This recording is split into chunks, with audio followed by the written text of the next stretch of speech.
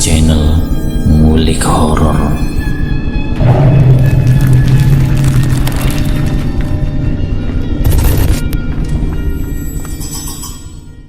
Assalamualaikum warahmatullahi wabarakatuh. Kembali lagi di channel Ngulik Horor. Channel ini menceritakan tentang kisah-kisah misteri. Pada kesempatan kali ini saya akan membawakan kisah misteri yang diambil dari YouTube-nya Ngulik Misteri dan ditulis oleh @nafila. Kalian juga dapat mengunjungi YouTube-nya Ngulik Misteri ya. Nanti link saya akan sediakan di kolom deskripsinya. Oh ya, di dalam cerita ini nama dan tempatnya disamarkan semua ya, untuk menjaga privasi pihak yang terlibat di dalamnya. Yuk, daripada kita lama-lama, langsung saja kita simak ceritanya. Bismillahirrahmanirrahim. Kali ini saya akan membawakan kisah misteri yang berjudul Penginapan Pemakan Tumbal. Kisah ini tentang pengalaman mahasiswa di salah satu universitas di Yogyakarta yang waktu itu sedang melakukan kegiatan KKN. Mereka ini ada 7 orang, salah satunya sebut saja namanya Aldi, dan yang satu temannya sebut saja namanya Nanto. Mereka menginap di salah satu penginapan di salah satu kota yang dimana tempat itu sangat luas. Tidak hanya mahasiswa yang menginap di sana, tetapi banyak wisatawan yang juga menginap di sana. Tempat yang luas, asri, dan juga harganya terjangkau, dan juga kurang lebih ada 40 kamar. Membuat Aldi dan rekan-rekannya memilih penginapan itu untuk disinggahinya kurang lebih 10 hari ke depan. Di malam pertama saat Aldi dan juga teman-temannya ini ada di penginapan tersebut, yang waktu itu Aldi dan Nanto sedang ada di halaman luar untuk mencari tempat yang nyaman buat merokok. Waktu itu Aldi dan Nanto menyusuri setiap sudut penginapan dan menemukan satu lorong yang kebetulan lorong itu memang tidak terlalu terang, hanya memakai lampu bolam kuning dan juga tempatnya juga sepi. Di sini saja Al, kita duduk di sini sambil ngobrol, ujar Nanto. Ya, sini saja, tempatnya juga tidak terlalu terang, jawab Aldi. Mereka berdua menyalakan rokoknya sembari minum kopi dan mengobrol tentang apa yang akan dilakukan untuk esok hari. Tanpa mereka sadari, waktu sudah menunjukkan pukul 9 malam. Aldi yang sudah menghabiskan 3 batang rokok, dia merasakan bau yang aneh. Rokok yang dihisap itu baunya seperti bau kemenyan. Tok, kamu merasa ada yang aneh tidak dengan rokok kita? Tanya Aldi. Aneh bagaimana maksudmu? Tanya balik Nanto. Aku itu dari tadi kok nyium rokok baunya seperti kemenyan ya, ujar Aldi. Aku juga dari awal duduk di lorong ini sudah nyium bau kemenyan di. Entah dari mana asal bau itu, jawab Nanto. Aldi dan Nanto yang penasaran dengan asal usul bau kemenyan itu. Mereka pun mencoba mencari asal usul bau kemenyan itu dari kamar paling depan sampai kamar yang paling belakang. Ternyata ada satu kamar yang bernomor 8 yang saling berhadapan-hadapan, entah maksudnya bagaimana. Kamar nomor 8 di situ ada 2 dan saling berhadapan-hadapan dengan pintu yang berada dari kamar yang lainnya, dan pintu itu dilapisi dengan pagar besi.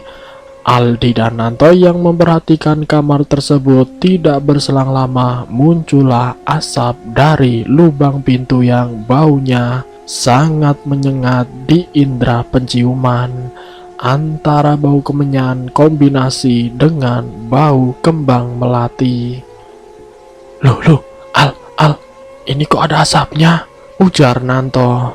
Iya, dari kamar ini asalnya. Coba kamu lihat di dalam, ada orangnya apa tidak? Jawab Aldi. Sebentar, tak lihat dari lubang pintu, ujar Nanto. Saat Aldi mencoba melihat dari lubang pintu, tidak ada satupun pencahayaan yang ada di dalam kamar itu. Ini gelap sekali toh, tidak ada orangnya ini, ujar Aldi. Tapi kok di dalam ada asap, siapa yang bakar kemenyan coba? Jawab Nanto. Lalu kemudian mereka berdua saling memandang. Dan tidak lama kemudian muncullah sekelebatan bayangan hitam secara tiba-tiba di depan pintu kamar. Dan tidak berselang lama masuk ke dalam kamar tersebut. Tok, tadi kamu lihat tidak Tok? Tanya Aldi dengan raut wajah ketakutan. Iya Di, tadi bayangan hitam besar kok masuk ke dalam ya? Jawab Nanto. Aku tidak tahu itu apaan. Ya sudah, kita pergi saja dari tempat ini, cari tempat ngerokok yang lebih nyaman lagi. Ajak Aldi, mereka pun meninggalkan lorong itu dan mencari tempat yang lain. Kita keluar nongkrong di warung kopi depan saja yuk. Sementara teman-teman yang lain pun masih banyak yang belum tertidur. Kalian berdua mau kemana? Tanya salah satu temannya. Kita mau ke warung depan, mau beli kopi. Jawab Aldi. Oh, ya sudah, hati-hati ya, jangan lama-lama. Jawab salah satu temannya. Sesampainya di warung kopi itu, Aldi dan Nanto yang membicarakan tentang apa yang baru saja dilihatnya dan juga tentang bau kemenyan. Tanpa disadari oleh keduanya, obrolan itu didengar oleh pemilik warung kopi. Sebut saja nama panggilannya Pak D. Kalian kenapa toh? Tanya Pak D. Ini Pak D, waktu kita lagi nongkrong di lorong penginapan sambil merokok, kita nyium bau kemenyan. Dan karena kita penasaran dari mana asal bau itu, kita pun mencarinya. Dan kita menemukan satu kamar yang beda dari kamar yang lainnya. Dan kita juga melihat bayangan hitam besar masuk ke dalam kamar itu. Jawab Aldi. Astagfirullahaladzim, kalian sudah lihat itu? Kalian harus hati-hati ya, ujar Pak D menasehati. Loh, memangnya kenapa Pak D? Tanya Nanto. Bukannya Pak D sok tahu atau bagaimana? Pak D di sini itu sudah lama, sudah 15 tahun. Banyak orang yang sudah menginap di penginapan ini yang sudah melihat kamar itu dan juga dengan bayangan hitam itu. Dan setelah melihat itu, besoknya mereka mengalami kecelakaan dan kecelakaan itu fatal yang mengakibatkan mereka meninggal di tempat. Jadi sampean harus hati-hati saja ya, ujar Pak D menasihati lagi. Kebetulan saat itu sudah jam 10 lewat, warung kopinya Pak D ini cuma ada Pak D dan mereka berdua. Jadi Pak D dengan leluasa bercerita tentang penginapan itu. Penginapan itu adalah milik Pak Hendro, teman saya dulu waktu di kampung. Tapi sekarang beda nasib. Pak Hendro sekarang sudah menjadi orang kaya, sudah mempunyai penginapan, bukan cuma di sini saja, tapi banyak penginapan yang dibangun di berbagai kota. Sedangkan kalau nasibnya Pak D, ya seperti ini, jadi pemilik warung kopi yang penghasilannya tidak seberapa. Nah, ini pun Pak D jualan kopi harus meminta izin dengan Pak Hendro, karena kebetulan ini tanah milik Pak Hendro. Banyak juga pengunjung yang mampir di warung Pak D dan bercerita tentang bayangan hitam yang dilihatnya. Dan kalau sudah melihat bayangan hitam itu, orang itu besoknya pasti mengalami kecelakaan tragis yang berakibat kematian. Jelas Pak D panjang lebar. Apa jangan-jangan pemilik penginapan ini melakukan pesugihan? Tanya Aldi. Ya bagaimana ya? Jawab Pak D kebingungan tapi seperti menyembunyikan sesuatu. Aldi yang melihat gelagat aneh dari Pak D berusaha untuk mencari informasi, mencari kebenaran tentang penginapan itu. Pak D, maaf ya, Pak D ini sepertinya ada hal yang disembunyikan tentang penginapan di sini. Dan sebenarnya siapa Pak Hendro itu Pak D? Tanya Aldi. Begini, saya ceritakan. Dulu itu saya sama Pak Hendro itu sebagai kuli bangunan. Dia menikah dan mempunyai satu anak yang tinggal di kampung dengan orang tuanya Pak Hendro. Namun dia itu berhenti jadi kuli bangunan. Dan tidak berselang lama, ibunya itu meninggal dunia, entah karena apa. Dan setelah itu istrinya buka toko kelontong kecil-kecilan di depan rumahnya. Lalu 1 tahun berjalan, toko kelontong yang dikelola istrinya Pak Hendro itu benar-benar luar biasa. Sampai hasil dari usaha toko kelontong itu bisa digunakan untuk membeli sebidang tanah yang sekarang menjadi penginapan ini.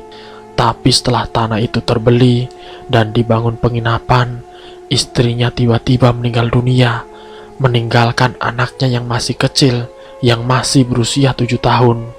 Karena anaknya tidak ada yang mengasuh, akhirnya Pak Hendro memutuskan untuk menikah lagi. Sementara toko kelontong yang memang sudah dikenal di lingkungan sekitar dikelola oleh istri barunya.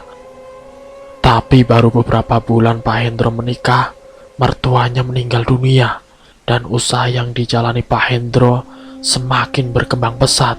Dan semenjak itulah tetangga sekitar beranggapan kalau meninggalnya ibu dari istrinya ini karena dijadikan tumbal oleh pesugihannya Pak Hendro. Dan semenjak saat itu, toko kelontongnya Pak Hendro ditutup dan rumah peninggalan orang tuanya pun dijual.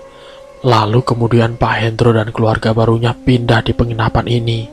Di tempat ini pun banyak yang meninggal. Dengan kurun waktu 1 bulan sekali, pasti ada yang meninggal. Entah itu karena kecelakaan kerja, dari mulai terjatuh dari tangga, terkena aliran listrik, dan lain sebagainya. Nah, setelah 1 tahun penginapan ini didirikan, waktu itu Pak D ini masih jadi kuli bangunan, yang hasilnya tidak seberapa. Sedangkan kebutuhan Pak D sangat banyak. Dan kebetulan Pak D ketemu dengan Pak Hendro. Beliau menyarankan agar berjualan kopi saja di depan penginapan ini, karena masih ada lahan kosong yang tidak terpakai. Dan semenjak saat itu Pak D jualan kopi di sini sampai sekarang sudah hampir 15 tahun. Dan setiap kali orang yang menginap di penginapan di sini, entah itu seperti kalian para mahasiswa ataupun wisatawan, mereka datang ke sini. Mereka bercerita kalau mereka melihat bayangan hitam dan mencium bau kemenyan dari dalam kamar. Dan mereka juga melihat kamar nomor 8 yang pintunya beda dari kamar yang lainnya. Dan setelah melihat itu, besoknya pasti orang itu mengalami musibah. Ini saya khawatir sama kalian berdua. Saya minta sama kalian agar kalian harus berhati-hati. Soalnya bukan 1 atau 2 orang yang sudah mengalami nasib yang naas, tapi sudah puluhan orang yang meninggal. Mereka meninggalnya itu bukan karena meninggal seperti orang yang meninggal secara wajar, tapi ada yang meninggal karena kecelakaan tragis, ada yang tiba-tiba meninggal dengan keadaan tubuh yang membiru, dan berbagai macam cara yang secara logika meninggalnya itu tidak wajar. Pak D minta sama kalian, tolong dengarkan Pak D. Pak D memberikan nasihat kepada Aldi Dananto. Baik Pak D, lah terus kami harus bagaimana Pak D? Ujar Nanto. Kalian harus berdoa, meminta perlindungan kepada Allah Subhanahu wa Ta'ala. Kalian harus berhati-hati, dan kalaupun besok ada keperluan, sebaiknya ditunda dulu. Kalian jangan kemana-mana. Itu pesan dari Pak D. Bukannya Pak D melarang kegiatan kalian, tapi ini demi keselamatan kalian berdua. Kalian mending tinggal di penginapan ini sampai besok lagi. Pokoknya kalian jangan sampai keluar dari penginapan, apalagi melintasi jalan raya. Pinta Pak D. Lah terus besok kita harus ngapain Pak D? Tanya Aldi. Kalian di dalam kamar saja. Terserah kalian mau apa. Mau tidur, mau keliling penginapan, atau apapun. Itu terserah. Yang penting kalian jangan keluar dari penginapan itu. Kalaupun kalian diajak keluar sama teman kalian, kalian jangan mau. Ingat pesan Pak D, kata Pak D. Iya Pak D, siap. Makasih ya Pak D. Kalau begitu kami pamit dulu. Tidak enak sama yang lainnya. Ini sudah hampir jam 12 malam. Jawab Aldi. Iya, sama-sama. Hati-hati ya. Ujar Pak D. Iya Pak D, baik. Terima kasih nasihatnya ya. Jawab Aldi. Keesokan harinya teman-temannya yang mengajak keluar agar kegiatan KKN-nya ini cepat selesai. Namun Aldi Dananto masih ingat benar dengan pesan dari Pak D. Sementara kelima temannya bingung melihat Aldi Dananto. Kalian kenapa nggak mau ikut? Tanya salah satu temannya. Nanti saya akan ceritakan. Kalian pokoknya sana keluar dulu saja. Saya sama Aldi biar di dalam, ujar Nanto. Ya sudah, kalau kalian mau istirahat, mau diem di penginapan, silahkan. Ya sudah, kalau begitu kita tinggal dulu ya, ujar salah satu temannya. Iya, kalian hati-hati ya, jawab Aldi. Setelah teman-temannya ini sudah keluar dari penginapan untuk melakukan kegiatan, Aldi dan Nanto ini masih was-was dengan apa yang akan terjadi. Sekelebatan bayangan hitam besar selalu terngiang-ngiang. Bau kemenyan pun tercium kembali. Dan singkatnya, kelima temannya pulang hampir menjelang maghrib. Akhirnya, kalian pulang juga, ujar Aldi. Kalian itu kenapa sih? Aneh sumpah. Kalian gak apa-apa kan? Gak ada yang sakit kan? Aneh sekali. Coba kalian cerita, ada apa sebenarnya? Salah satu temannya keheranan. Aldi dan Nanto yang mendapatkan pertanyaan dari kelimanya akhirnya bercerita tentang apa yang diceritakan oleh pemilik warung kopi. Dan omongan dari Pak De itu terbukti dengan adanya kejadian yang dilihat oleh Nanto dengan Aldi. Di malam hari, salah satu penghuni di penginapan Pak Hendro, anak kecil yang kira-kira berusia 10 tahun berteriak histeris, menangis meronta-ronta, berlari menghampiri salah satu keluarganya. Kak, adik, iya. Adik kenapa? Adik kecelakaan, Kak. Hah? Jangan bohong kamu. Tidak, Kak. Tadi itu adik mau beli jajan di seberang jalan. Saat adik menengok kanan dan kiri itu tidak ada kendaraan yang melintas. Namun pas adik di tengah jalan, ada mobil yang melaju dengan kecepatan tinggi dan menghantam tubuh adik sampai terpental jauh, Kak. Sekarang adik sudah dibawa warga ke rumah sakit, ujar salah satu orang itu dengan panik. Aldi dan Nanto yang mendengar itu mereka terkejut. Hah? Apa yang dimaksud Pak De tadi malam itu seperti ini? Ucap Nanto dengan helaan nafas panjang.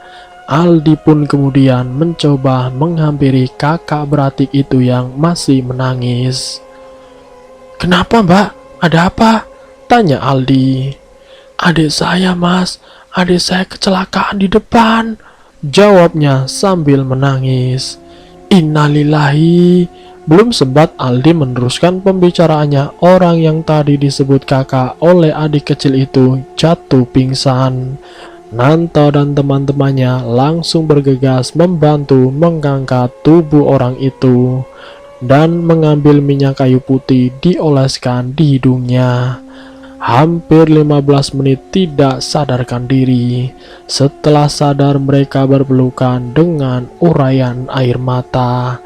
Tidak hanya sampai di situ saja.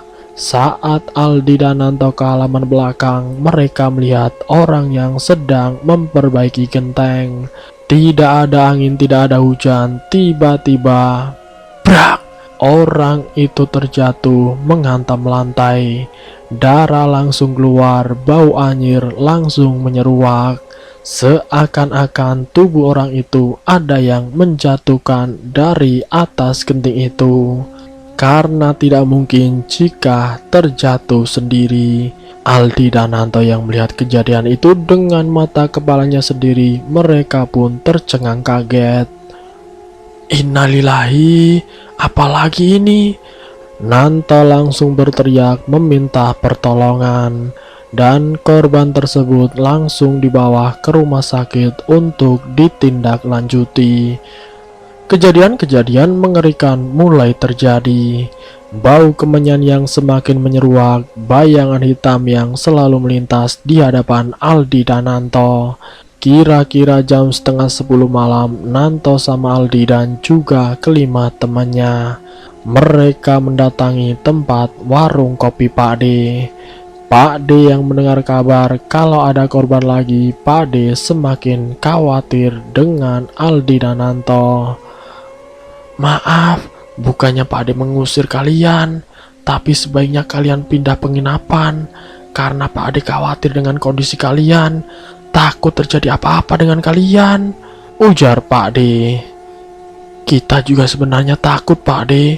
Apalagi tadi korbannya langsung meninggal di tempat dengan keadaan yang sangat mengenaskan, jawab Aldi. Tidak apa-apa, besok kalian izin sama Pak Hendro untuk pindah. Itu juga demi keselamatan kalian, kata Pak D. Iya Pak D, besok saya dan teman-teman akan pindah dan mencari penginapan yang lebih aman, jawab Aldi. Singkat ceritanya, keesokan harinya Nanto, Aldi, dan kelima temannya bergegas pamitan dengan Pak D dan juga Pak Hendro. Mereka langsung cabut dari penginapan itu yang seharusnya 10 hari, tapi mereka hanya menginap 3 hari saja. Mereka pindah ke tempat penginapan yang lain.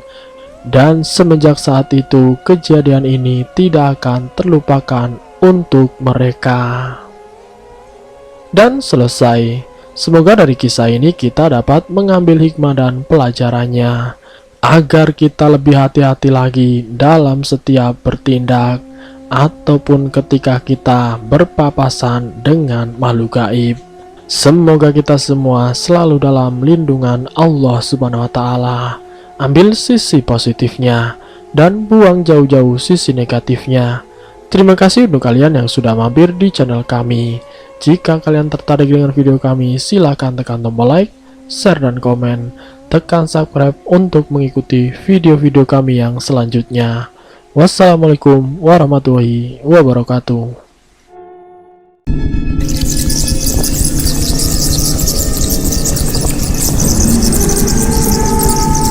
Selamat datang di channel